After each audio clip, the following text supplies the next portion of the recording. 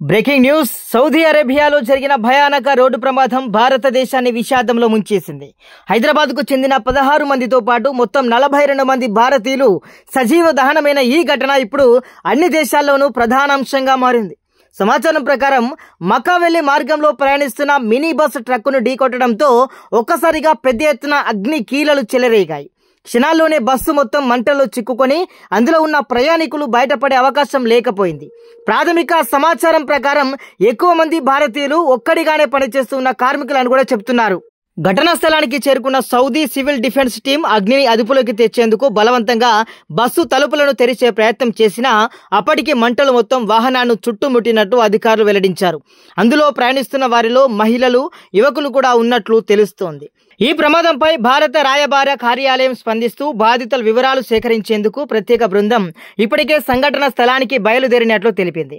బాధితుల్లో తెలంగాణకు చెందిన వారి పూర్తి వివరాలు గుర్తించే ప్రక్రియ కొనసాగుతుంది. హైదరాబాద్ పరిసర ప్రాంతాల నుంచి పెద్ద ఎత్తున సౌదీకి వెళ్లిన కార్మికులు ఈ ఘటనలో ఉన్నారనే అనుమానం కూడా వ్యక్తమవుతుంది. ఈ సంఘటనపై స్థానిక అధికారులు పెద్ద ఎత్తున దర్యాప్తును ప్రారంభించారు.